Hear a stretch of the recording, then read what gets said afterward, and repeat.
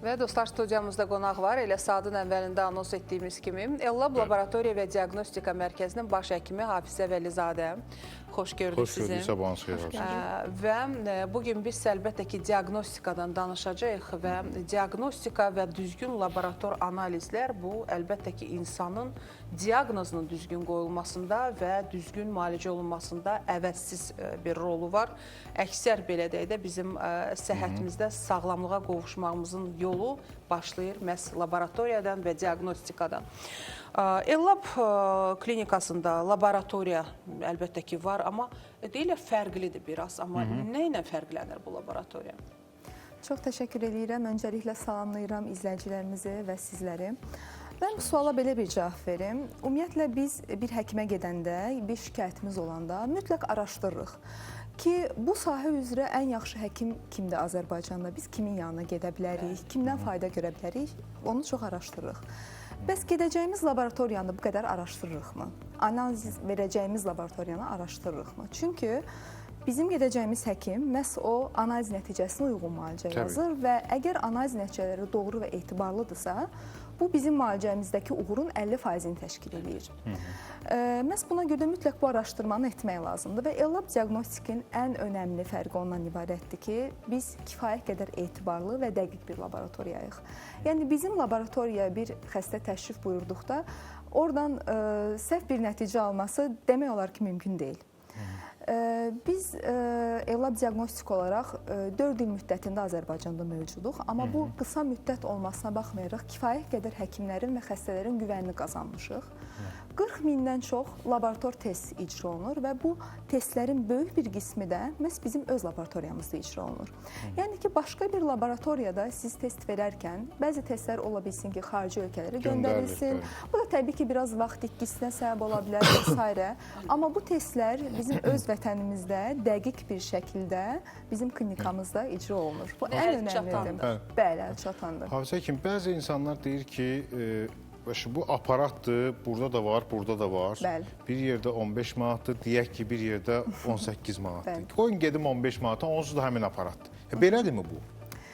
Xeyr, bu belə deyil. Ümumiyyətlə, belə bir məsələ var ki, bir xəstə bizim laboratoriyaya müraciət edərkən, ümumiyyətlə laboratoriyaya müraciət edərkən onun bəzi gözləntiləri olur. Yəni, cavab birincisi dəqiq olmalıdır, ikincisi sürətli olmalıdır və yüksək keyfiyyət görməlidir xəstə. Və təbii ki, bu şərtləri ödəmək üçün də klinikanın müəyyən kriteriyaları olmalıdır. İlk növbədə ən son texnologiyaya cavab verən cihazlarla təmin olunmalıdır. Cihazların laboratoriyalarda fərqləri var. Hər laboratoriyada eyni cihaz olmur. Bu birinci məsələ. İkinci, o cihazın başında işləyən mütəxəssis, o kifayət qədər peşəkar olmalıdır. Əsas məsələlərdən biri. Bəli, çox önəmli bir məsələdir. Yəni, düyməni bastın, getdin deyil. Xeyr, xeyr. O, hər test də avtomat şəklində işlənmir. Kifayət qədər manual işlənən testlər və həkimin klinik interpretasiyasını gərəkdirən testlər var. Bu, kifayət qədər önəmli bir məsələdir. Üçüncü məsələ ondan ibarət ki, reaktivlər. İstifadə olunan reaktivlər yeni olmalıdır, təzə olmalıdır. Müəyyən standartlar var, onları ödəməlidir. Dördüncü məsələ isə ondan ibarət ki, bu cihazların da baxımı lazımdır. Müəyyən bir müddətdən bir cihazların baxımı var, bəli, təmiri var. Bunlar çox önəmlidir. Və sizə deyim ki, bu şərtləri ödəmək üçün bu klinika müəyyən istər maddi, istərsə də mənəvi resurslara malik olmalıdır. Çünki bu şərtləri ödəmək çox çətindir. Və biz Ellab diaqnostik olaraq təbii ki, bu şərtləri ödəməkdən çəkinmirik və laboratoriyamızı mümkün qədər standartlaşdırmağa çalışırıq. Çünki bizim əsas prioritetimiz ondan ibarətdir ki, bizim laboratoriyamıza, bizim klinikamıza gələn xəstə yüksək səviyyəli xidmət alsın və eyni zamanda da aldığı cavabların düzgünlüyündən hər zaman əmin olsun. Əmin olsun, bəli. Bu önemli bir faktor. Laboratoriyadan başqa, mən bildiyimə görə Ellabın hətta poliklinikası da var ki, yəni insanlar da doğrudan da mən hətta açığın deyim dostlar, tək verilişdə sponsorluq olduğuna görə yox, siz bilirsiniz, mən bunu həmişə qeyd edirəm. Amma mənim yaxınlarım da təxminən bir neçə ay əvvəl müraciət etmişdilər. İndi həkimin adını buradan çəkməyəcəm, reklam və yaxud anti-reklam olmasın, necə deyərlər. Amma o qədər bilirsiniz, müasir bir yanaşma var, bu bir. İkincisi, doğrudan da peşəkar həkimlərdir. Çünki bugün artıq bütün qohumlar onun qəbuluna yazırlar. Mən açığını bunu deyə bilərəm. Bu poliklinikanın özəlliyi nədən ibarətdir?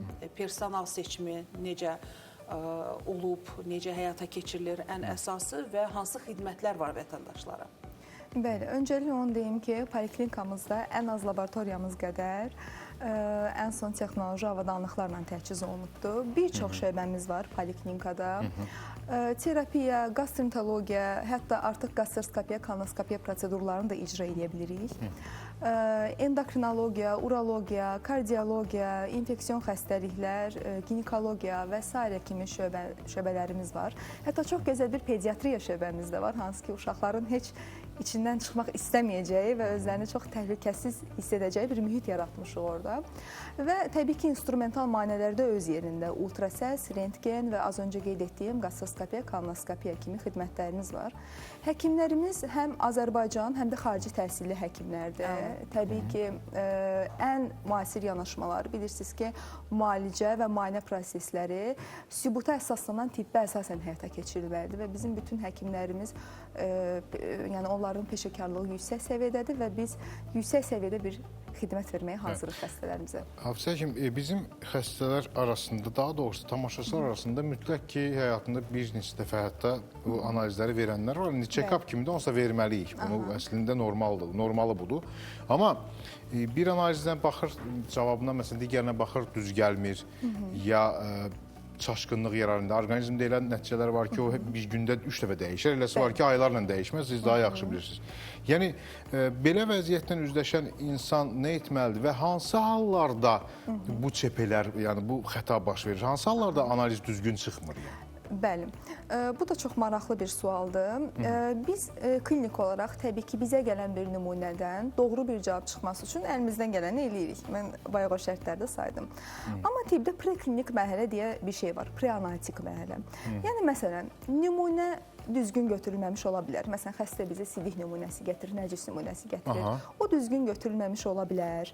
Və yaxud da xəstə bir dərman qəbul edir, amma o dərman qəbulunu bildirməyib, o analizə təsir etmiş ola bilər.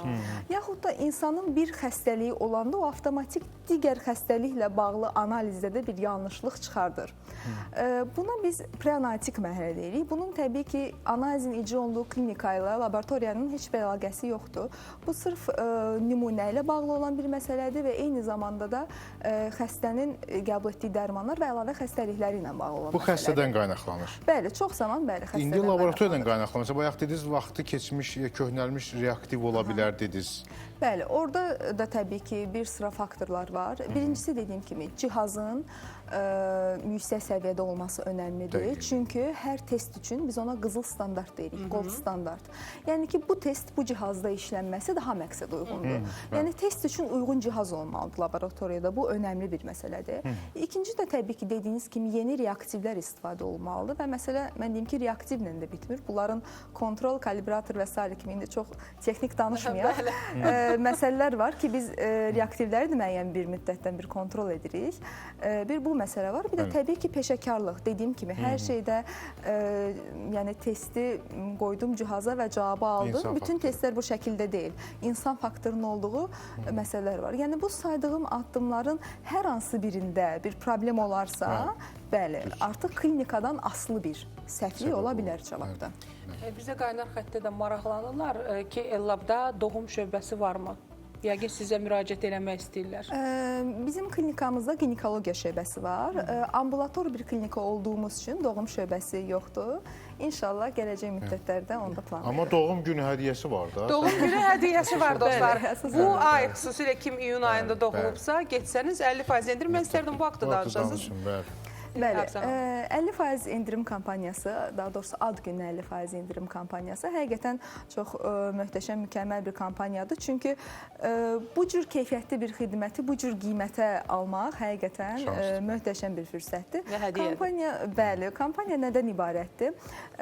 Hər hansı bir pasiyent əgər ad günü gəldiyi aydadırsa, deyək ki, iyun ayındadırsa, heç bir fərqi yoxdur. İyun ayının əvvəlindədir, axırındadır. Bəzən bu sualı bizə verirlər ki, məhz ad günü olduğum günmü gəlməliyəm? Yəni, insan ad günündə niyə xəstəxanaya gəlsin? Ona təbii ki, ehtiyac yoxdur. Ad günlərinin olduğu ayda gələ bilərlər tamaşaçılar. Ad günlərdə getdik, qaldı ad günü.